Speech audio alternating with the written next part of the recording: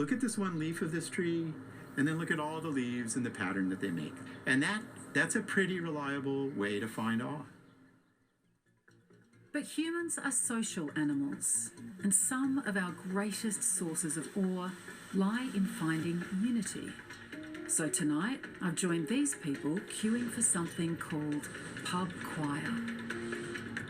As the name suggests, it started in a pub, but its popularity has far outgrown the original pub venues. Tonight, we're going to learn Toto's song Africa with 2,500 strangers. Still try, join us, ready, go. Do, do. 1, 2, 3, one more for good luck. It's the brainchild of Astrid Jorgensen, who's been called a musical alchemist.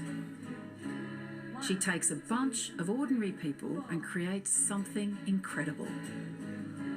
I think that pub choir is people working in literal harmony with each other, and I don't know where else we do that so easily. Singing is such a catalyst for human connection because you bring yourself to the group. You don't bring a guitar or something physical with you. Like, singing lives within you. And go. Over an hour or so, Astrid teaches us a 3-part harmony, and at first, we really don't sound great. Just 3 notes, but it's got to be in time, so I'll show it's this far. Okay, so this is the halfway report. We're at intermission now. Gave it a good Aussie go. I have to say, harder than it looks. Super hard, Right? yeah. But I feel like we've done the slog, and now we can go in and soar a little bit. Yeah, It's smash. really hard to focus. Frisky, right? But then, something happens.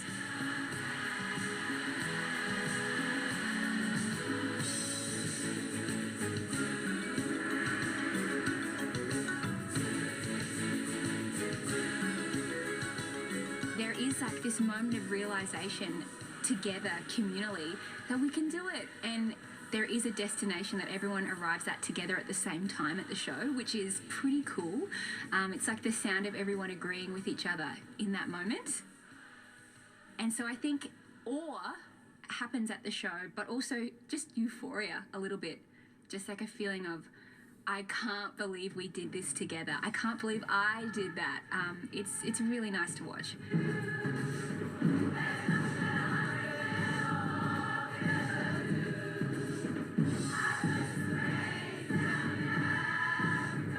So sometimes when everyone's singing together, there's just this wondrous awe, this feeling of, Like we can do this. wow, it's bigger than any individual. It's just this really big feeling. It's just the most joyful thing ever. Just is. It's the complete definition of awesome.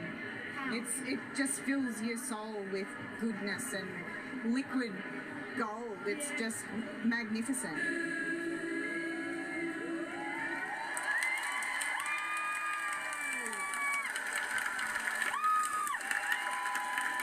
There's a beautiful term for this, coined by French sociologist Neil Durkheim: collective effervescence.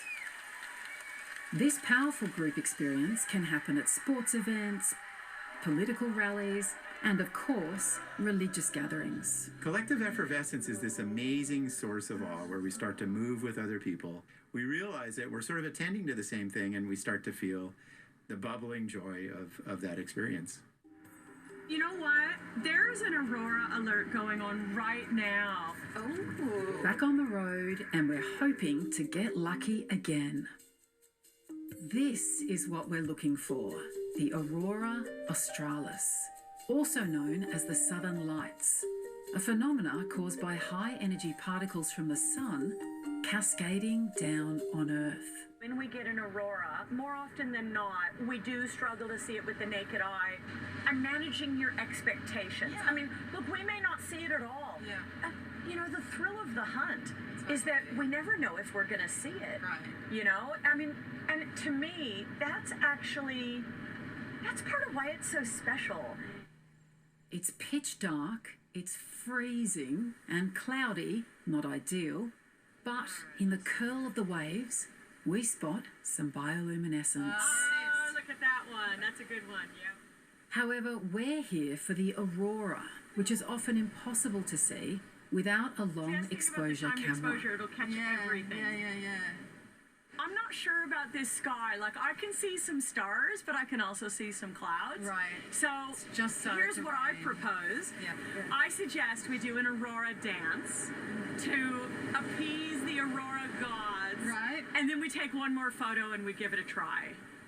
Sure. I'm wearing, right. I'm wearing the right shoes for Yep. it, so, All right. Come yeah. on. Come on, Aurora. Okay. Woo, Aurora. Okay, so wait, instead of jazz hands, it's Aurora hands. We need the Aurora. Woo! Okay. What do you reckon? Yeah, if Feeling anything's lucky? going to bring it on, it's that. All right. Okay. All right. You do the honors. See, that's the thing about the timed exposure. It'll catch everything. Yeah. Oh! This is an aurora right here, Julia. You are seeing your first aurora, okay? Oh my God. That is the aurora right there in the sky. What? This is called a diffuse aurora. What we're seeing, where that's light orange in the sky, Right. it's like light pollution. Right. We're looking to the south, and there's nothing south of us here except Antarctica. We totally lost ourselves in that moment. For me, along with the bioluminescence and the stars, it was pure magic. Brief experiences of awe open your eyes to what we call meaning in psychology, which is like the core thing that you care about in life, right? Like maybe you care about preserving the environment or bringing justice to the world or painting beautiful things. Awe makes you realize what you really care about. And that's transformative, right? It shifts us out of this very narrow view of ourselves to an expanded, transformed sense of who we are. Steve is living proof of this. When he fell in love with these trees, he felt the need to protect them. There's been many sleepless nights, and I don't worry about much in life, but having known this place so well and become so familiar with it in so many different ways, I worried about it a lot. As a photographer, he decided to try and photograph their enormity to show the world they were here. He and his team also decided to start taking members of the public into the forest and up these giant trees. No, you're in free space and on the dangle. No previous experience required. It was kind of like this journey that wasn't a choice. Be able to share that experience with someone who's right beside you, it's incredible. I don't know, yeah, it's kind of hard to explain. I believe that I've experienced something that's so life-changing that all you have to do is put an individual up there and a great effect will take place. So why not get as many people up there as you can to affect that change in them, and hopefully as they go out back into the community, they can talk about it with their friends and more people become interested in the forest. Alrighty, mate, you are free to go. Congratulations, the latest Argonaut. The band of green, we get the band of pink. Lisa has also felt compelled to share her wonder. Magical. That's the thing. She runs the Hobart Glow Show, where she teaches people how to go out and find things that light up in the dark themselves. Each of those little tiny dots. I think we all want an escape. We need an escape. I need an escape. I mean, awe has this full body experience that stops you in your tracks and just makes you go,